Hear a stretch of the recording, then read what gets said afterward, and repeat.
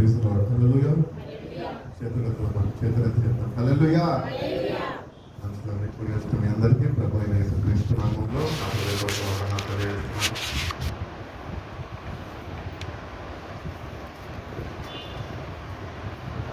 ఒక 100 వందనాలు చెప్పారు. బాగున్నారా అని అడిగారు. బాగున్నారా అని అడిగారు. ఎట్లా ఉన్నారు? అలాగే ఉన్నారు. వాళ్ళు ఏం చెప్పబడితే మనకు లేదు. అడగమన్నారు, అడిగేస్తాం, మా పని అయిపోయింది అన్నట్టు తెలియదుగా కాక దేవుడి బిడ్డలుగా వచ్చినప్పుడు మనం ఆయన సన్నిధిలో మనం కలుసుకొని ఆనందించేవారుగా మనం ఉండాలి. ఒకటి దేవుడు ఏర్పరచుకున్న కుటుంబం ఇది.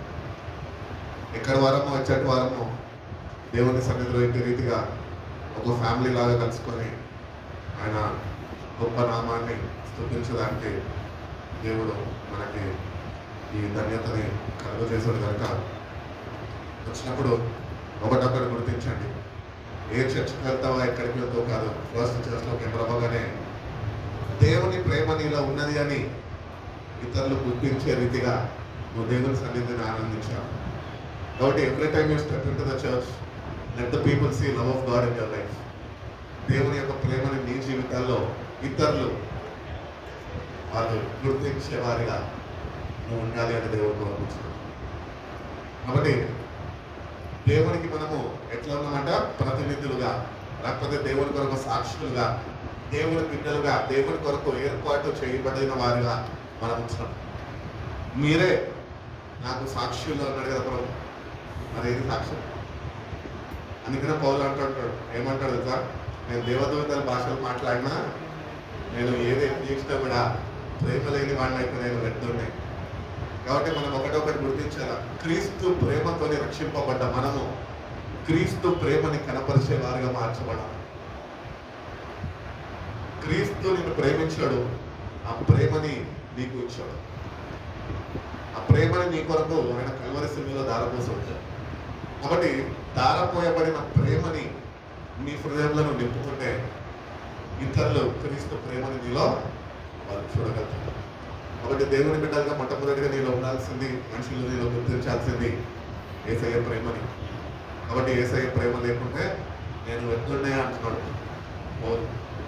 కాబట్టి మన జీవితం కూడా వ్యర్థంగా సాగిపోకూడదు అంటే క్రీస్తు ప్రేమని కలిగి మనము జీవించే వారమై ఉండాలి అని దేవుడు కోరుకున్నాడు, ఏర్పరచుకున్నాడు. కాబట్టి మన జీవితాల్లో ఎప్పుడు దేవుని సన్నిధికి వస్తున్నప్పుడు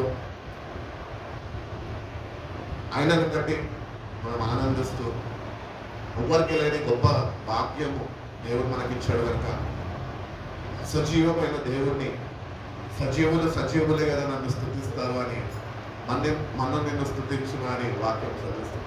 కాబట్టి సజీవుల లెక్కల దేవుడు వచ్చాడు. God deserves praise from your mouth. నీ నోట నుంచి ఆయన స్తుతింపబడాలి అని అందుకని దేవుడిని నేను ఏర్పరచుకున్నాను. కాబట్టి దేవుడి సన్నిధికి వచ్చిన మనము నిజంగా ఆయన స్తుతించేవారుగా, కృతజ్ఞతలై దేవుడు చేసిన ప్రతి ఒక్క మేలుని తలపోసుకుంటూ, ప్రభా ఈ ధన్యకరమైన జీవితము నువ్వు నాకు ఇచ్చినందుకు నీకు కోట్లాది వందనాలు ప్రభా. ఏమిచ్చి నీ రుణము నేను తీర్చేయగలను ప్రభా. ఆయన ఎప్పుడు కృతజ్ఞత హృదయంతో దేవుని సన్నిధిలో ఉండాలి అని దేవుడు కోరుకుంటున్నాడు. చాలా మంది క్రైస్తవులు ఏవో కోల్పోయి, ఏవో లేకుండా, ఏవో పొందుకోకుండా మందిరానికి వచ్చి దేవా సహాయం చేయని బాధ, దుఃఖాన్ని వాళ్ళు వ్యక్తపరుస్తూ ఉంటాం, కన్నీళ్ళు కారుస్తూ ఉంటాం. నేను దేవుడు నీ దగ్గర నుంచి, నా దగ్గర నుంచి ఏం కోరుకుంటున్నాడు అట్లా? కృతజ్ఞత కన్నీళ్ళు కోరుకుంటున్నాడు. Be thankful for what he has done in your life. ఈ దినాన్ని నీకు ఇచ్చాడు అంటే ఈ దినాన్ని బట్టి కృతజ్ఞతుడై నువ్వు ఉండాలి. రేపటి గురించి నువ్వు చింతించక్కర్లేదు, రేపటి గురించి నువ్వు బాధపడక్కర్లేదు. ఈ దినానికి సరిపడిన కృతజ్ఞత నువ్వు కలిగి జీవించాలి అని దేవుడు కోరుకుంటున్నాడు. కాబట్టి ఎక్కువసేపు వాక్యాన్ని తీసుకొని ప్రార్థనలోకి వెళ్ళిపోదాం. ఎందుకంటే కమ్యూనిటీ సర్వీస్ ఉంది కనుక ఒక 10 నిమిషాలు వాక్యం చెప్తాను. వాక్యం ధ్యానించుకొని వెంటనే తదుపరి సతీష్ అన్న ప్రార్థనలో నడిపిస్తున్న సిద్ధపాటు ప్రార్థనలో 15 నిమిషాలు నిమిషాలు అన్న నడిపే దాన్ని ముగించుకుందాము. త్వరగా ఇంటికి వెళ్ళిపోదాము. త్వరగా చక్కటి విశ్రాంతి తీసుకొని ఉదయకాలమే దేవుని సన్నిధిలోకి సమయానికి వచ్చే దేవుణ్ణి ఆనందించే వారిగా మనం ఉందాము అని ఈ మాటలు తెలియజేస్తున్నాను. మత్తయి సువార్తకి వెళ్దామండి. మత్తయి సువార్త 26వ అధ్యాయం. మత్తయి సువార్త 26వ అధ్యాయము 17వ వాక్యం నుంచి. పులిని రొట్టెల పండుగలో మొదటి దినమందు చదువుకుంటూ వచ్చాను. శిష్యులు యేసు వద్దకు వచ్చి పస్కాను భుజించుటకు మేము నీ కొరకు ఎక్కడ సిద్ధపరచగోరుచున్నావని అడిగిరి. అందుకు ఆయన మీరు పట్టణమందున్న ఫలాని మనుషుని యొద్దకు వెళ్ళి నా కాలము సమీపమైనది నా శిష్యులతో కూడా నీ ఇంట పస్కాను ఆచరించదనని బోధకుడు చెప్పుచున్నాడని అతనితో చెప్పుడని యేసు తమకు ఆజ్ఞాపించిన ప్రకారము శిష్యులు చేసి పస్కాను సిద్ధపరిచింది. చాలా ఈ మాటలు ఎందుకు చదివించాను అంటే, ప్రభు అంట శిష్యులతోని కలిసి పస్కాని ఆచరించడానికి ఆయన శిష్యులకి ఆజ్ఞాపించాడు. ఏమని ఆజ్ఞాపించాడు? సిద్ధపరచమని ఆజ్ఞాపించాడు. కాబట్టి దేవుని ప్రభు యొక్క సంస్కారాన్ని మనము రేపు ఆచరించబోతుండగా నీకు మొట్టమొదటిగా కావాల్సింది సిద్ధపాటు. శిష్యులని ఆజ్ఞాపించాడు, శిష్యులు సిద్ధపరిచారు. శిష్యులు వాళ్ళని వాళ్ళు సిద్ధపరచుకున్నారు. ఈరోజు మనము కూడా రేపు మొదటి ఆదివారము కమ్యూనల్ సర్వీస్ ఉంది కదా, ప్రభు యొక్క సంస్కారము మనం తీసుకుంటాం కదా అని ఏదో వచ్చి ఆరాటంగా మందిరాన్ని క్లీన్ చేసేసి కావాల్సిన సదుపాయాలన్నింటినీ సమకూర్చేసి ఇంకా రేపటికి కమ్యూనిటీకి సిద్ధపడిపోయినా నేను సిద్ధపరిచేసాను మందిరాన్ని, నువ్వు మందిరాన్ని సిద్ధపరచిన దేవుడు అడతలే, నిన్ను నువ్వు సిద్ధపరచుకో. దేవుని మాటకి లోబడేలాగా నువ్వు ఉండాలి. నీకు సరైన ప్రిపరేషన్ అనేది కావాలి. ప్రిపరేషన్ లేకుండా నువ్వు వచ్చి పార్టిసిపేట్ చేస్తే అది దేవుని దృష్టిలో ఏమాత్రము అంగీకారముగా ఉండదు. అందుకని నువ్వు నువ్వు ప్రార్థనా పూర్వకంగా ప్రభువా నన్ను సిద్ధపరచు, రేపు నిన్ను నేను తలపోసుకుంటుండగా నువ్వు చేసిన త్యాగాన్ని నేను జ్ఞాపకము చేసుకుంటుండగా నాకు తగిన సిద్ధపాటు నాకు అనుగ్రహించు, చక్కని మనసు నాకు దయచేయి, ఎట్టి రీతిగా నేను సిద్ధపడాలో నువ్వు నాకు నేర్పించు బ్రహ్మ. ఏవేవైతే నాకు నీకు అడ్డముగా ఉన్నాయో అవన్నీ నేను నీ సన్నిధిలో ఒప్పుకొని అడ్డుకోడని నేను తొలగించుకొని ప్రభా నీ ఎదుట నిందారహితుడుగా నీ దృష్టికి అంగీకారముగా తగిన సిద్ధపాటు కలిగి నేనైనా ప్రభు యొక్క సంస్కారాన్ని ఆచరించే కృపను నాకు దయచేయి. రెట్టింపు దీవెన ఆశీర్వాదాలతో నేను నింపు అని ప్రభుని అడగాల, ప్రభుత్వాన్ని గడిపేవారిగా మనం ఉండాలి.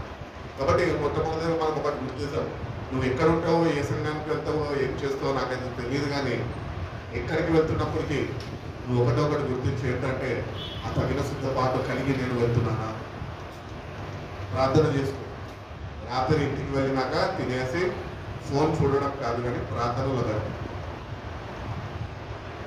నీ మనసు ఆయన మీద నిలిపినప్పుడు పరిశుద్ధాత్మ దేవుడు నిన్ను ప్రార్థన పూర్వకంగా ఆయన నిన్ను బలపరిచి నడిపిస్తాడు. కాబట్టి మనం సిద్ధపరచమని ప్రభువుని అడగాలి. మనం ఎప్పుడైతే ఆ సిద్ధపాటు కలిగి ఉంటామో ప్రభు మనం సిద్ధపరచడానికి ఇష్టపడతాడు. ప్రభు నేను బలవంతం చేయను. దీని యొక్క ప్రాముఖ్యత ఏంటి తెలుసా? ప్రభు యొక్క శరీరము రక్తుంది. ఈరోజు మనము ప్రతి నెల ఆచరిస్తున్నాము, లేకపోతే ప్రతి నెల మనకి సంఘంలో దైవజనుల ద్వారా దేవుడు మనకి అందజేస్తున్నాడు అని అది మనకు చులకన అయిపోయిందేమో, కానీ దాని యొక్క ప్రాముఖ్యత ఏంటి? ప్రపంచం మొత్తంలో ఇతర దేశాల్లో, విదేశాల్లో మనం చూసినట్లయితే భయంకరమైన జీవిత ఖైదీలు ఎవరైతే ఉంటారో వాళ్ళకు కూడా అవకాశం కలుగజేస్తారు. ఏంటి అంటే, నేను కమ్యూనల్ సర్వీస్ తీసుకోవాలి అంటే నీ కొరకు స్పెషల్గా సెక్యూరిటీని పెట్టి క్రైస్తవులందరూ ఎందరైతే విశ్వాసులు ఉన్నారో వాళ్ళందరితోని నిన్ను ఆ అధికారులు, ఆ పోలీసు వాళ్ళు తీసుకొని వెళ్ళి ఆ ప్రభు యొక్క సంస్కారమును తీసుకునే రీతిగా నీకు భద్రతను కలుగు చేసి నువ్వు తీసుకున్నాక మళ్ళా తీసుకొని వచ్చి నిన్ను ఈ స్థానంలో జైల్లో నిన్ను విడిచిపెడతారు. అంత ప్రాముఖ్యత దాంటున్నది. అందుకనే మనం ఎప్పుడు నిర్లక్ష్యం చేయొద్దు దాన్ని. చాలాసార్లు మనం నిర్లక్ష్యం చేస్తుంటాం. ఎందుకు తెలుసా? తగిన సిద్ధపాటు లేక, ఏదో ఆచార భక్తి కాబట్టి తీసేసుకుంటూ ఉంటాం. తీసుకోకపోతే అన్నేమనుకోడు. ప్రార్థన చేస్తారు, తీసుకోకపోతే ఫలానా బ్రదర్ తీసుకోలేదు ప్రభావ, మరి ఏమై ఉన్నదో, మరి తగిన సిద్ధపాటు ఆ బిడ్డకి లేదేమో ప్రభావం, ప్రార్థన చేయగలుగుతాను నేనైతే ఏమనుకోను. కాబట్టి ఏదో ఆచార ప్రకారంగా వచ్చి మనం తీసుకోవడం కాదు, కానీ తగిన సిద్ధపాటు కానీ. ప్రభు శిష్యులకే చెప్పినప్పుడు శిష్యులు లోబడి వాళ్ళు సిద్ధపరచారు. సిద్ధపరిచిన వారు సిద్ధపడతారా లేదా? సిద్ధపడతారు. పెళ్లి పనులు ఉంటాయి. పెళ్లి పనులు ప్రశాంత్ అప్పగించుతాడు. ప్రశాంత్ ఏం చేస్తాడు? పెళ్లి పనులన్నీ సిద్ధపరుస్తాడు. అటు రీతిగా అన్ని అయిపోగానే అందరికన్నా నేనే స్మార్ట్గా, నేనే మంచిగా పెళ్లి కొరకు వీడా వాడా అని అనుకునే రీతిగా అంటే సిద్ధపాటు కలిగి ఉంటాడు. అంటే రీతిగానే మనం కూడా సిద్ధపడాలి. ఎందుకంటే ప్రభు నా పాపాల నిమిత్తం, మన ఒక్కొక్కరు నిమిత్తము, మన పాపాల నిమిత్తము ఆయన కల్వరి శిలువలో మరణించాడు. అది నువ్వు జ్ఞాపకం చేసుకుంటుండగా తగిన సిద్ధపాటు నాకు దయచేయి ప్రభు. నీ దృష్టికి అంగీకారమైన బిడ్డగా యోగ్యమైన రీతిలో నేను తీసుకునే కృపను నాకు దయచేయి అని ప్రభుని అడిగినప్పుడు ప్రభు యొక్క సిద్ధపాటుని అనుగ్రహిస్తాడు. కొరింథీయులకు రాసిన పత్రికల పౌలు తెలియజేస్తుంటాడు. ఒకసారి కొరింథీయులకు రాసిన మొదటి పత్రిక 11వ అధ్యాయము 17వ వాక్యం నుంచి. నీకు ఈ ఆజ్ఞ ఇచ్చుచు మిమ్మల్ని మెచ్చుకొనను, మీరు కూడా వచ్చుట ఎక్కువగా కీడుకే గాని ఎక్కువగా మేలుకు కాదు. ఇక్కడ నుంచి ఇందామండి. మొదటి సంగతి ఏమనగా, మీరు సంఘమందు కూడి ఉన్నప్పుడు అమ్మో మీలో కక్షలు కలవని వినుచున్నాను అంట. ఇంత బాధాకరమైన విషయం అండి. ఇప్పుడు ఇక్కడ సంఘంలో చేర్చబడ్డము. సంఘము అనగా క్రీస్తు యొక్క శరీరము. క్రీస్తు యొక్క శరీరంలోకి చేర్చబడ్డ నువ్వు, నడిపింపబడ్డ నువ్వు కక్షపూర్వకంగా నువ్వు ఉంటే జాగ్రత్త వహించు. అర్హుడివి కాదు, తగిన సిద్ధపాటు నీకు లేదు. ఎందుకంటే నీలో ఏమన్నదట? కక్ష ఉన్నదంట. కక్షని విడిచిపెట్టాలి. ప్రభువా, ఏవైతే కక్షలు, ద్వేషాలు ఇతరుల మీద నేను కలిగి ఉన్నానో అవన్నీ నువ్వు చేసిన త్యాగాన్ని నేను ఆచరించబోచుండగా, సిద్ధపరచుండగా నన్ను దయతో క్షమించు ప్రభు అని మొట్టమొదటిగా మనము ప్రభు దగ్గర నుంచి క్షమాపణ పొందుకోవాలి. ప్రభు నిన్ను క్షమిస్తేనే యోగ్యతకరమైన రీతిలో నువ్వు ప్రభు యొక్క సంస్కారములో, ఆయన రక్త శరీరములో, ఆయన శరీరము ద్రాక్షారసం నలుగు ఆయన దృష్టికి అంగీకారంగా నిలవగలుగుతావు. అందుకనే మనలో కక్షలు ఉండవు. కక్షలు ఉంటాయా? ఎందుకుంటాం? ఏదో ఒక కక్ష పెట్టుకుంటాం. భార్య భర్త మీదో, భర్త భార్య మీదో, లేకపోతే అత్త మీదో, మామ మీదో, కోడలు అత్తగారి మీదో, లేకపోతే అల్లుడు మామగారి మీదో, ఏవో ఒకటి కుటుంబంలో ఏవో ఒక కక్షలు, స్నేహితుల్లో ఏదో ఒకటి. అది నీకు ఏం కలుగు చేస్తుంది అంటే కలవరాన్ని కలుగు చేస్తుంది. నీలో కలవరం ఉన్నప్పుడు నువ్వు ప్రభువుని కలుసుకోలేదు. అందుకనే ప్రభు వైపు చూస్తూ ప్రభువా నాలో ఉన్న కలవరం, ఇది కక్షల్ని నువ్వు తీసివేయకు. యూనిటీ లేదు నీకు. యూనిటీ కావాలంటున్నాడు దేవుడు. మనము అనేక కుటుంబాల నుంచి మనము ఇక్కడ చేర్చబడ్డాం. కానీ ఇక్కడ చేర్చబడినప్పుడు అంట మనం ఒక్క కుటుంబంగా, ఏక శరీరంగా ప్రభు యొక్క శరీరంగా మనము మార్చబడ్డాము. సంఘంకి వచ్చావు అంటే నువ్వు క్రీస్తు యొక్క శరీరం అయి ఉన్నావు. క్రీస్తు యొక్క శరీరం ఒకవేళ నువ్వు అయి ఉంటే మీరు కక్షలు ఉండడానికి లేదు. అది చాలా బాధ కలిగిస్తుంది దేవుడికి. పౌలు అందుకనే చెప్తున్నాడు కొరింథీ సంఘంకి, నేను మొట్టమొదటిగా చెప్తున్నా మీలో ఏమని అంటే కక్షలు విడిచిపెట్టేయమాట. డివిజన్స్ అనేవి మనలో ఉండద్దండి. అందరం ఒకటే, అందరు సమానమే. నేను నిల్చొని పాస్టర్మైనంత మాత్రాన నాకు 2 కొమ్ములు ఇవ్వలేదు దేవుడు, లేకపోతే నా ఇంటి పెద్ద ఒక నక్షత్రం పెట్టలేదు. నేను కూడా మీలాంటి మనం ఏం చేయాలంటే దేవుడి సన్నిధికి వచ్చి, ప్రభా నీ శరీరంలో మేము వస్తుండగా అందరిలో సమాధానం కలిగించి యూనిటీ కలిగి చేయ ప్రభు అని మనం సిద్ధపరచుకోవాలి. మనం సిద్ధపరచుకుంటేనే దేవుని దృష్టికి అంగీకారంగా ఉంటుంది. రెండోదిగా ఏమంటున్నాడు? మీలో యోగ్యులైన వారు ఎవరో కనబడినట్లు మీలో భిన్నాభిప్రాయాలు ఉండక తప్పదు. మీరందరూ కూడి వచ్చుచుండగా మీరు ప్రభు రాత్రి భోజనము చేయుట సాధ్యము కాదు. ఏలయనగా మీరు ఆ భోజనము చేయనప్పుడు ఒకరి కంటే ఒకడు ముందుగా తమ మట్టుకు తాను భోజనము చేయుచున్నాడు. ఇందువలన ఒకడు ఆకలి కొనును మరి ఒకడు మత్తుడవును. ఇదేమని అన్నపానములు పుచ్చుకొనుటకు మీకు ఇండ్లు లేవా? దేవుని సంఘమును తిరస్కరించి పేదలను సిగ్గుపరచుదురా? మీతో ఏమి చెప్పుదును? దీన్ని గురించి మిమ్మల్ని మెచ్చను. నేను మీకు అప్పగించిన దానిని. ఇక్కడ దేవుడు ఒక మాట తెలియజేస్తున్నాడు. ఏంటి అంటే, అందరూ క్రీస్తు శరీరంలో చేర్చబడ్డారు కనుక అందరూ సమానముగా, ఒకరు ఎక్కువ ఒకరు తక్కువ అనే దేవుని సన్నిధిలో లేదు. అందరూ ఒకటే. ధనవంతుడన్నా దరిద్రుడైనా మధ్యతరగతుడు అయినా అందరూ ఒకటే. అందరూ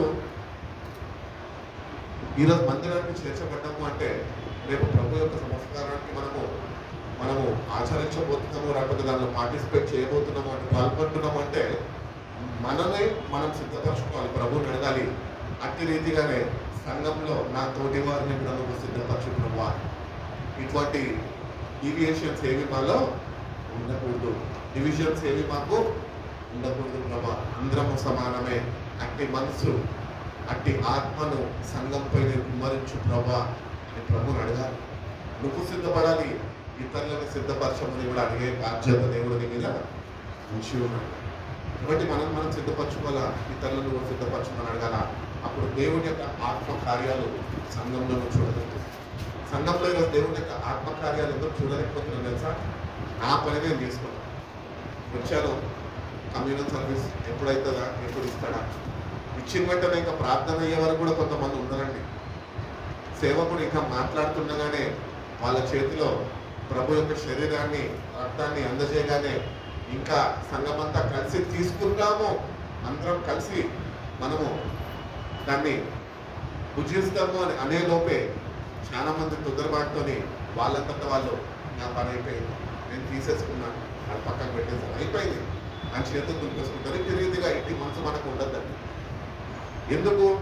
సంఘంలో సేవకుల ద్వారా దేవుడు సంఘాన్ని ఒక క్రమంలో నడిపించాలని ఆశపడుతున్నాడంటే అందరూ సేవకుని మాటలు విని ఆ ప్రకారం నడుచుకోవాలి. అది మనకు ఆశీర్వాదం.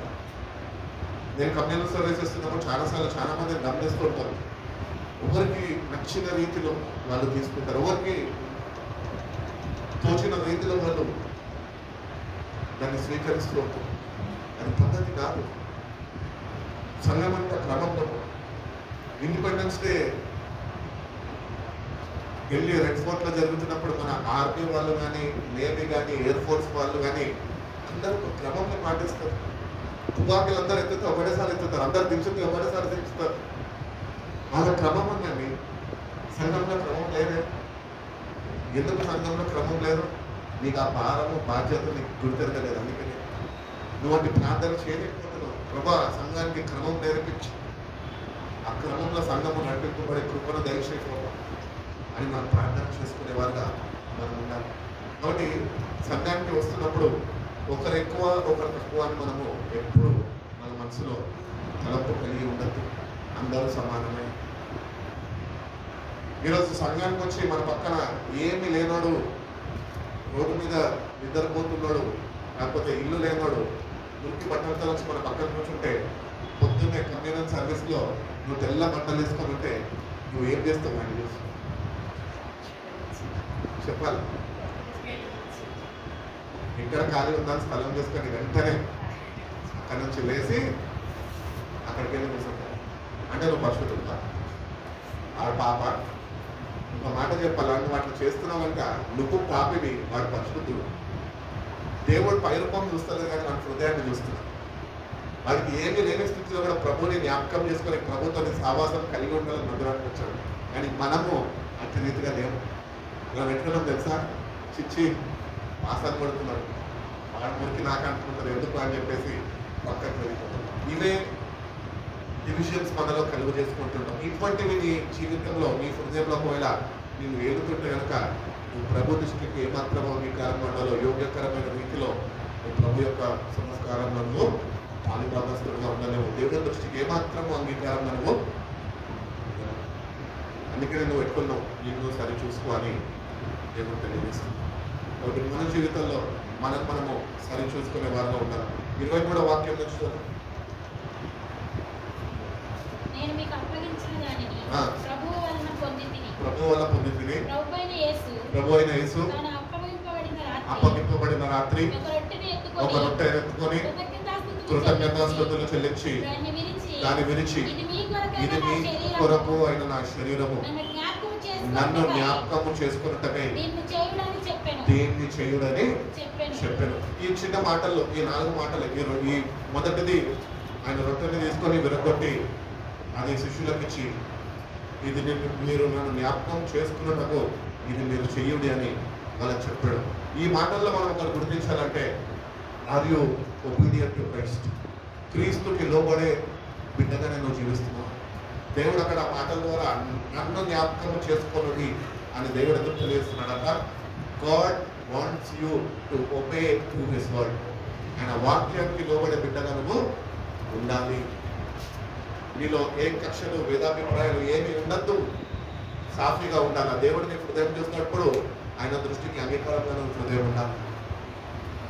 కాబట్టి ఇది నన్ను జ్ఞాపకం చేసుకున్నప్పుడు చెయ్యండి అని చెప్పాడు. ఏమి జ్ఞాపకం చేసుకోవాలి? ఆయన శిలువ మరణాన్ని జ్ఞాపకం చేసుకుంటారు. చిన్నప్పటి నుంచి జ్ఞాపకం చేసుకుంటారు, కానీ మార్పు లేదు కదా. ఏం జ్ఞాపకం చేసుకోవాలి? ఇది నన్ను జ్ఞాపకం చేసుకున్నప్పుడు ఇది చెయ్యండి. ఏమి జ్ఞాపకం చేసుకోవాలంటే, ప్రభు బోధించిన ప్రతి ఒక్క బోధని నువ్వు జ్ఞాపకం చేసుకునేవాడుగా ఉండాలి. దానిలో సింపుల్ ఒక ఉదాహరణకి చెప్పాలంటే, నిన్ను వల్ల నీ పొరుగువారిని నువ్వు ప్రేమించేవాడిగా నువ్వు ఉండాలి. నువ్వు ఒకవేళ నీ పొరుగువారిని నువ్వు ప్రేమించలేని వాడిగా ఉంటే నువ్వు యోగ్యుడు కాదు. You are not eligible to come and participate in the Lord's supper. కాబట్టి మనము ప్రభువా నీకు లోబడి బిడ్డగా నా జీవితాన్ని మార్చు, నేను నిన్ను జ్ఞాపకం చేసుకుంటుండగా నువ్వు చెప్పిన ప్రతి ఒక్క మాట నేను తలపోసుకొని ఆ ప్రకారము నేను జీవించే కృపను నాకు దయచేయి. దేవుడు వీళ్ళని ద్వేషించు, వాళ్ళని అసహించు అని చెప్పాడు కదా. ప్రేమించమని చెప్పాడు. నీ శత్రువులను కూడా మేము ప్రేమించు, వాళ్ళ గురించి ప్రార్థన చేయమని. మరి ఇవన్నీ మనం చేయలేకుండా ప్రభు యొక్క సంస్కారంలోకి వచ్చి మన పని మనం చేసుకుని వెళ్ళిపోతున్నామే. ఎంతకాలం నువ్వు ఇట్లనే నిర్లక్ష్య స్వభావంతో నిన్ను సరిదిద్దుకోకుండా ఆయన మాటకి లోబడగా నువ్వు చేసినంత కాలము ఆయన దృష్టికి ఏమాత్రము నువ్వు అంగీకారంలో ఉండదు. కాబట్టి ఫస్ట్ ఆఫ్ ఆల్ మనం ఒకటి గుర్తించాం ఈ మాటల్లో ఏంటి అంటే, ఒక సరైన సిద్ధపాటు కావాలా. ఆ సిద్ధపాటులో మొట్టమొదటి అంశం ఏంటి అంటే, ఆయనకి లోబడేవాడుగా నువ్వు ఉన్నావా? ప్రభు ప్రేమని కలిగి జీవించేవాడుగా నువ్వు ఉంటున్నావా? ఆయన పాపుల కొరకే వచ్చినాడు అని బైబిల్ చెప్తుంది. ఆయన పాపులతోని ఉన్నాడు, పాపులతోని ఆహారం తిన్నాడు, పాపులతోని బస చేశాడు. కానీ ఆయన పాపము చేయలేదు వాళ్ళతో. పాపులైన మనము కూడా దేవుడిలాగా పరిశుద్ధులుగా ఆయన ప్రతి ఒక్క మాటకి లోబడితే కనుక ఆ పరిశుద్ధతలోనికి నువ్వు నేను నడిపింపబడతాను. దేవుడు తన పరిశుద్ధాత్మని మన కొరకు పంపినప్పుడు ఆ దేవుడు చెప్తున్న వాక్యంలో ఉన్న మాటలు ఏమనగా ఆ మాటలు తెలియజేస్తున్నాయి. నేను ఏ సంగతులైతే మీకు నేను చెప్పి ఉన్నానో అవే మళ్ళా తిరిగి పరిశుద్ధాత్మ దేవుడు మీకు జ్ఞాపకము చేస్తాడు, కానీ ఇంకా ఏమి కొత్తవి ఆయన జ్ఞాపకము మీకు చేయడు. కాబట్టి సిద్ధపడి నువ్వు లోబడే వాడి ఉంటే ప్రభు యొక్క ఆత్మ అనగా పరిశుద్ధాత్మ నిన్ను సరైన మార్గంలో నడిపిస్తుంది. ప్రభు వాక్యానికి ఎట్టి రీతిగా నువ్వు లోబడాలో నీకు నేర్పిస్తుంది అని తెలియజేస్తున్నాడు. అదే వాక్యంలో మనం చూసుకున్నట్లయితే చదువుకుంటారండి. ప్రకారమే భోజనమైన పిమ్మట ఉమ్. ఆయన పాత్రను ఎత్తుకొని ఉమ్. ఈ పాత్ర నా రక్తం వలన ఆయన కొత్త నిబంధన మీరు దీనిలో తాగినప్పుడల్లా ఆ. నన్ను జ్ఞాపకం చేసుకున్నట్టుగా దీన్ని చేయుడని ఆ. చెప్పాను. ఇక్కడ మొట్టమొదటిగా ఫస్ట్ మనం చెప్పినగా టు ఒబే టు క్రైస్ట్, ఆయనకి లోబడే వారుగా ఉండాలా. రెండో అంశం రెండో పాయింట్ ఏంటి అంటే అంశము టు రిమెంబర్ క్రైస్ట్, క్రీస్తుని జ్ఞాపకం చేసుకోవాలా. ఆయన ఎట్టి రీతిగా జీవించాడు, ఆయన ఎట్టి రీతిగా నడుచుకున్నాడు, ఎట్టి రీతిగా మాదిరి ఆయన చూపించాడు, అట్టి రీతిగా నడుచుకోవాలి. ఉదాహరణకి చెప్పాలంటే ఆయనని వెంబడించేవారంట వాళ్ళ సిల్వని వాళ్ళు ఎత్తుకొని ఆయనని వెంబడించాలి. సిల్వని ఎత్తుకొని వెంబడించినప్పుడు నీకు ఈ కక్షలు, ద్వేషాలు, కోపతాపాలు ఇవన్నీ ఉండవు. ఎందుకంటే ఆల్రెడీ నీ మీద ఒక భారం ఉన్నది. భారాన్ని నువ్వు ఎత్తుకొని వెళ్తున్నావు కనుక ఆయన ఎట్టి రీతిగా నడుచుకున్నాడో అట్టి రీతిగా నువ్వు నేను నడుచుకునే వారమై ఉండాలి. ఆయనను పోలి మనం ఉండాలి అని వాక్యం చెప్తున్నాడు. మీరు క్రీస్తు స్వరూపంలోనికి మీరు మార్చబడాలి, వాక్యము చేత అలంకరింపబడాలా, వాక్యము చేత ఉచిత స్నానము చేయబడాలా. ఆయన బోధకి శిరస్సు వచ్చి ఆ ప్రకారము జీవించేవారుగా మనం ఉండాలి. ఆయన ఎప్పుడు మనం జ్ఞాపకం చేసుకునేవారుగా మనం ఉండాలి. అనే వాక్యంలో మనం చూసుకున్నట్లయితే ఆయన రిటర్న్ తీసుకొని ఆయన కృతజ్ఞతాస్తుతులు చెల్లించాడు. మూడవ పాయింట్గా మనం గుర్తిస్తే కనుక ఈ వాక్యంలో are we thankful to God, are you really with grateful and thankful heart. కృతజ్ఞత హృదయంతోనే దేవుడి సన్నిధికి వచ్చాడు. హృదయంతో భారముతోని ఎన్నో పరిస్థితులు గుండా అది భారంతో నింపబడి ఉంది. ఇటు రీతి భారాలతో నువ్వు వచ్చినప్పుడు నువ్వు కృతజ్ఞత భావంతోనే ప్రభు నిన్ను స్తుతించను. ఒకటి ప్రభు కూడా అప్పగింపబడిన రాత్రి ఆయన రొట్టెను తీసుకొని దాన్ని పైకెత్తి కృతజ్ఞత స్తుతులు చెల్లించాడు.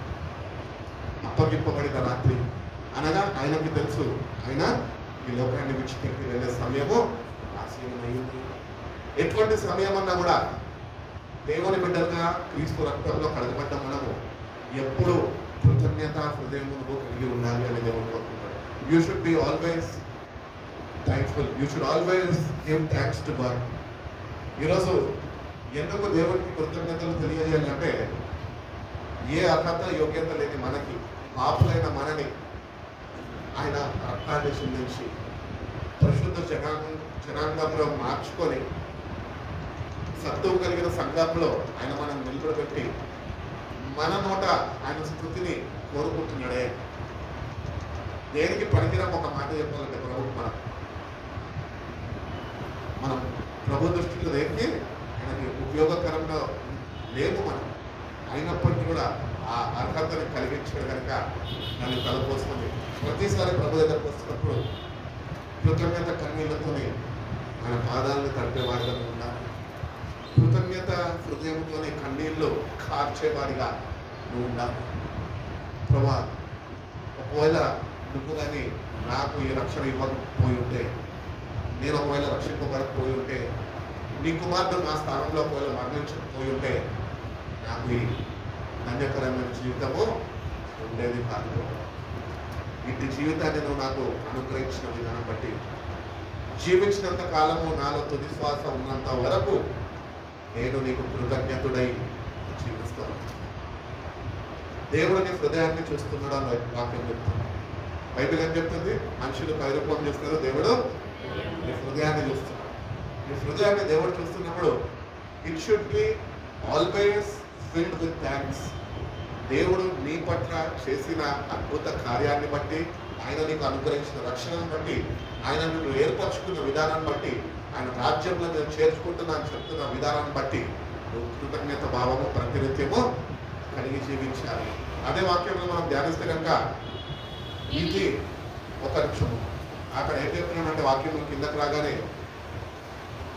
ఆయన 24-25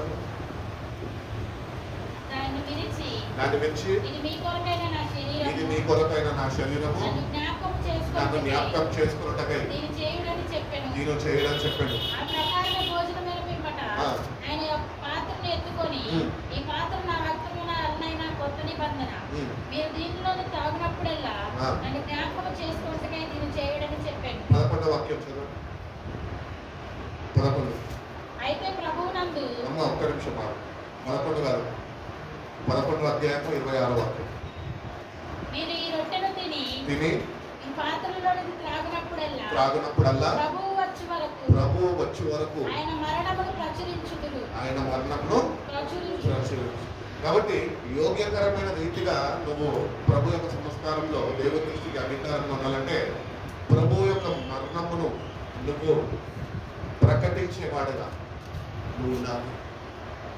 మనుషుల పాపాల నిమిత్తము పరిశుద్ధమైన దేవుని కుమారుడు యేసుక్రీస్తు ప్రభువారు పాపుల కొరకు మరణించాడు. ఆయన మృత్యుంజయుడై తిరిగి లేచాడు. ఆయన మళ్ళా తిరిగి రాబోతున్నాడు అని ప్రకటించేవాడుగా నువ్వు ఉండాలి అని ప్రభు జ్ఞాపకం చేస్తున్నాడు. కాబట్టి ఏదో వచ్చాను తీసేసుకున్నావు వెళ్ళిపోయినావా కాదు. ఇవన్నీ నువ్వు చేయగలుగుతున్నావు, చేస్తున్నావా? ప్రభు గురించి ఇతరులకు చెప్తున్నావు. ప్రభు నీ పాపాల నిమిత్తం చనిపోయాడు, నీ పాపం నుంచి నీకు విడుదల కలుగు చేస్తున్నాడు అని చెప్తున్నావా? ఇవన్నీ చేయము. ఆయన తెల్ల బట్టలు వేసుకొని మళ్ళీ పువ్వులాగా వస్తాం. ఎందుకు? ద్రాక్షరసం తీసుకోవాలా, అయిపోవాలి. మాస్టర్లో పని ఫిలిప్ అనే పని ఏం లేదు, చెప్పుకుంటాడు ఆయన, అందరికీ చెప్పుకుంటాడు. నాకెందుకు, మాకు అవసరం లేదు, అది నీ అవసరము, అది నీ మీద దేవుడు పెట్టిన బాధ్యత, భారము చెప్పాలి. ఆయన వచ్చేంత వరకు ఆయనను ప్రకటించేవాడుగా ఉండాలి. క్రీస్తు యొక్క మరణాన్ని ప్రకటించేవాడుగా ఉన్నప్పుడే నువ్వు యోగ్యకరమైన రీతిలో దేవుని దృష్టిలో అంగీకారం కానీ అర్పణ కానీ నీ వచ్చి నువ్వు పార్టిసిపేట్ చేయడం కానీ అది దేవుని దృష్టిలో అంగీకారం ఉంటుంది. కాబట్టి it is your duty to proclaim the Lord's death. ఆయన తిరిగి వచ్చేంత వరకు నీ పని ఏంటి తెలుసా? క్రీస్తు పాపుల కొరకు మరణించాడు అని, మృత్యుంజయుడై తిరిగి లేచాడని, ఆయన తిరిగి రాబోతున్నాడు అని బాధ్యత దేవుడికి పెట్టాడు. నువ్వు చెప్పాలన్నా చెప్పేవాడిగా నువ్వు ఉండాలి. అట్టి రీతిగా ప్రభువు చేతిలో నువ్వు వాడబడాలి అని దేవుడు కోరుకుంటున్నాడు. కాబట్టి దేవుని దగ్గరకు వస్తున్న మనము we have to proclaim Christ death. అట్టి రీతిగానే అదే వాక్యంలో మనం చూసినట్లయితే మనం ఆయన మరణంని ప్రకటిస్తూ అట్టి రీతిగానే ఆయన రాబోతున్నాడు, ఆయన రాక కొరకు వేచి చూచే వారికి మనము ఉండాలి. మీరు అన్నీ ఉంటాయి, సిద్ధపడతాం. ఈ పాయింట్ అయితే ప్రకటించాం, ఆయన మరణాన్ని ప్రకటించము, ఆయన రాక కొరకు ఎదురు చూసే వారిగా మనం ఏమాత్రము ఉండమని ఆయన ఉండాలి అని దేవుడు కోరుకుంటున్నాడు. ప్రకటించే బాధ్యత నీ మీద ఉంచాడు, కృతజ్ఞతడై ఉండాలి అనే బాధ్యత నీ మీద ఉంచాడు. ఇంకోటి అదేవిధంగా ఆయన రాక కొరకు నువ్వు వేచి చూచేవాడుగా నువ్వు ఉండాలి అని తెలియజేస్తున్నాడు. ఆయనని జ్ఞాపకం చేసుకోవాలి అని తెలియజేస్తున్నాడు. అట్టి రీతిగా నువ్వు ఆయనకి లోబడి జీవించాలి అని ఆయన తెలియజేస్తున్నాడు. ఎన్ని పాయింట్స్ చెప్పాను? ఫస్ట్ది టు ఒబే క్రైస్ట్, సెకండ్ది టు రిమెంబర్ క్రైస్ట్, థర్డ్ది to give thanks to God, నాలుగోది ఆయన యొక్క మరణాన్ని ప్రకటించేవారుగా ఉండాలి, ఐదోది ఆయన రాక కొరకు తగిన సిద్ధపాటు కలిగి వేచి ఉండేవారిగా మనం ఉండాలి, ఆరోది లాస్ట్ పాయింట్ చాలా important point, to examine your self. నువ్వు అట్టి రీతిగా ప్రభు కోరుకున్న రీతిగా ప్రభు యొక్క హృదయాన్ని గుర్తెరిగి ఆ ప్రకారము తగిన సిద్ధపాటు కలిగి ఉన్నావా? You have to examine your self. 11:28 చదువు. కాబట్టి ప్రతి మనుషుడు తన్ను తాను పరీక్షించుకునే అలాగూ చేసి ఆ రొట్టెను తిని త్రాగవలెను. వివేచింపక దీని తాగువాడు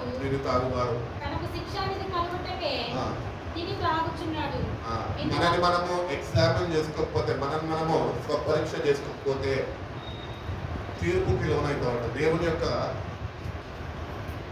తీర్పు అది నీ మీదకి వస్తుందా? యోగ్యకరమైన రీతిగా సిద్ధపడకపోతే, ఏదో రావాలా తీసుకోవాలా వెళ్ళిపోవాలా అన్నట్టు వస్తే యు ఆర్ గోయింగ్ అంటూ గాడ్స్ జడ్జ్మెంట్. దేవుని యొక్క తీర్పులోనికి నువ్వు లోనైపోతావు. అందుకనే ఆ తీర్పు నుంచి తప్పించబడాలంటే తగిన సిద్ధపాటు ఉండాలి. శిష్యులను పిలిచాడు, సిద్ధపరచమన్నాడు. శిష్యులు విన్నారు, లోబడ్డారు, వెళ్ళారు, సిద్ధపరిచారు. వాళ్ళు కూడా సిద్ధపడ్డారు. వాళ్ళు కూడా ప్రభుతోనే పస్కా పండుగని ఆచరించారు. అట్టి రీతిగానే కొత్త నిబంధన క్రైస్తవులుగా జీవిస్తున్న మనము క్రీస్తు రక్తము నీ కొరకు నా కొరకు కార్చబడ్డది. అది మనము స్వీకరించాలి ప్రతిసారి. ఈ నెల అవకాశం దేవుడు మనకి ఇచ్చాడు. ఈ నెలని మనం పోగొట్టుకోకుండా, చేయి జారిపోకుండా మనం దాన్ని రిసీవ్ చేసుకోవాలనుకున్నా తగిన సిద్ధపాటుతోని ఆశీర్వాదకరంగా, దీవెనకరంగా దీవెనను జ్ఞాపకం చేసుకొని వీళ్ళు ఆనందించే ఒక భాగ్యాన్ని నాకు ఇచ్చేది. రాక కొరకు వేచి ఉండేవాడుగా, నన్ను నేను సరి చూసుకునేవాడుగా, స్వపరీక్ష చేసుకొని సరిదిద్దుకునేవాడుగా, తగిన సిద్ధపాటు దిద్దుబాటు నాకు దయచే ప్రభా అని ప్రభుని వేడుకోవాలి. ప్రభు నిన్ను వేడుకున్నప్పుడు ప్రభు నీకు తోడుగా ఉండి ఆయన తగిన సిద్ధపాటు దయచేస్తాడు. నీలో ఏమేమైతే తప్పిదాలు ఉన్నాయో, నీకు ఏమేమైతే నీలో ఉన్నవి ఆయనకి అడ్డుగా ఉన్నాయో అవన్నీ నీకు జ్ఞాపకం చేస్తాడు. అంటే మనసు నీకు అనుగ్రహిస్తాడు. అన్నీ ఒప్పుకుంటే ఆయన క్షమిస్తాడు. ఆ క్షమాపణ పొందుకొని వచ్చి యోగ్యకరమైన రీతిలో ప్రభు యొక్క సంస్కారాన్ని జ్ఞాపకం చేసుకొని చేయాలా. ఆ వాక్యాన్ని మనం చూసుకున్నట్లయితే కీర్తనకారుడు రాస్తున్నాడు కదా, 139 అధ్యాయం 23 వాక్యం చదువుకొని ముగించుకున్నాడు. 139:23. దేవా, నన్ను పరిశోధించి నా హృదయంను నువ్వు తెలుసుకోను, నన్ను పరీక్షించి నా ఆలోచనలు తెలుసుకోను. నీకు ఆయాసకరమైన మార్గములు నా యందు ఉన్నదేమో చూడుము. నిత్య మార్గమున నన్ను నడిపింపు. ఈ ప్రార్థన పూర్వకంగా మనం సిద్ధపడాలి. ఈ ప్రార్థన మనం చేసుకోవాలి. ఏమని చెప్తున్నాడు ఇంగ్లీష్లో ఏమంటాడంటే, అది search me O God and know my heart.